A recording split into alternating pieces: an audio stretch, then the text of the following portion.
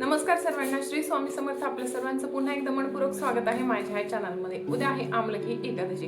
बघा, प्रत्येक एकादशी ही भगवान श्री विष्णूंना समर्पित असते.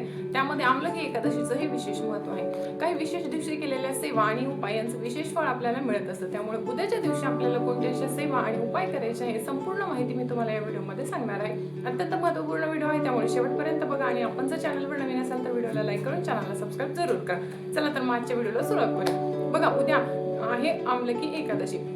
एकादशी प्रारंभ होणार आहे गुरुवारी रात्री 12:30च्या नंतर एकादशी तिथीला प्रारंभ होणार आहे. तर उद्याच्या एकादशीच्या दिवशी आपल्याला सर्वप्रथम काय करायचं आहे? सर्वप्रथम आपल्याला आंघोळीच्या पाण्यामध्ये हळद टाकून आपल्याला आंघोळ करायची आहे. अर्थात हळद मिश्रित पाण्याने आपल्याला आंघोळ उद्याच्या दिवशी करायची आहे.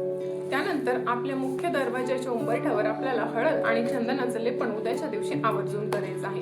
बघा, उद्याच्या दिवशी भगवान श्री विष्णूंची सेवा करण्याला विशेष महत्त्व आहे. त्यामुळे आपल्याकडे जर दक्षिणावर्ती शंख असेल तर दक्षिणावर्ती शंखामध्ये पाणी, केशर किंवा हळद मिश्रित पाण्याने आपण भगवान श्री विष्णूंचा अभिषेक उद्याच्या दिवशी आवर्जून करावा. आपल्याकडे भगवान विष्णूंची मूर्ती नसेल तर पांडुरंगाची मूर्ती किंवा बाळकृष्णाची मूर्ती जर आपल्याकडे असेल तर त्या मूर्तीला देखील आपण उद्याच्या दिवशी दुधाने, पाण्याने अभिषेक करणं हे खूप महत्त्वाचं आहे. त्यानंतर उद्याच्या दिवशीची सर्वात एक महत्त्वपूर्ण सेवा म्हणजे संक्षिप्त श्रीमद भागवत या ग्रंथाचं पारायण करणे. मी मागच्या अनेक व्हिडिओमध्ये तुम्हाला सांगितलं आहे की संक्षिप्त श्रीमद भागवत ग्रंथाचं एकादशीच्या दिवशी पारायण करण्याला किती विशेष महत्त्व आहे. प्रखर पितृदोषासाठी हे पारायण विशेष उपायकारक मानलं जातं. त्यानंतर उद्याच्या दिवशी आपल्याला जास्तीत जास्त ओम नमो भगवते वासुदेवाय या मंत्राचा जप आपल्याला आवर्जून करायचा आहे.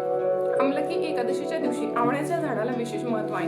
असं म्हटलं जातं की आवळ्याच्या झाडाची उत्पत्ती ही भगवान श्री विष्णूंच्या अश्रूंपासून झालेली आहे. त्यामुळे या झाडाचा भगवान श्री विष्णूंशी विशेष संबंध आहे. त्यामुळे उद्याच्या दिवशी आवळ्याच्या झाडाच्या पूजेला देखील विशेष महत्त्व आहे. ज्यांना शक्य आहे त्यांनी उद्याच्या दिवशी महादेवाच्या मंदिरामध्ये जाऊन पिंडीवर हळद मिश्रित पाण्याने अभिषेक आवर्जून करावा आणि महादेवाच्या मंदिरामध्ये उद्याच्या दिवशी दीपदान आवर्जून करावं. त्याचबरोबर पिंपळाच्या झाडाला देखील आपण संध्याकाळी दीपदान हे अवश्य करू शकतो.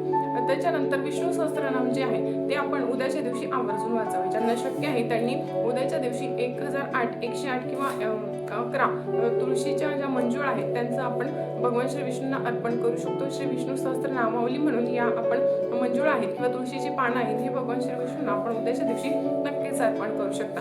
आणि ते पानं असतील किंवा मंजूळ असतील तर त्या एकादशीच्या दिवशी तोडायच्या नसतात. आपल्याला जर अशा प्रकारची सेवा करायची असेल तर आपण आजच्या दिवशी या मंजुळा किंवा पानं तोडून ठेवू शकतो.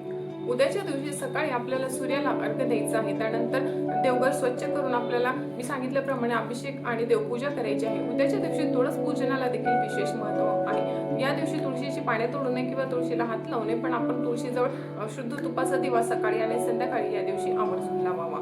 तर या व्हिडिओमध्ये फक्त एवढीशी पण अत्यंत महत्त्वपूर्ण माहिती मला आपल्यासोबत शेअर करायची होती. मी सांगितलेल्या उपायांपैकी किंवा सेवांपैकी तुम्हाला जेवढ्या जास्त सेवा शक्य होतील तेवढ्या जास्त सेवा तुम्ही करण्याचा नक्कीच प्रयत्न करा. अर्थातच याचा तुम्हाला खूप चांगलाच अनुभव हा नक्कीच येईल. श्री स्वामी समर्थ. धन्यवाद.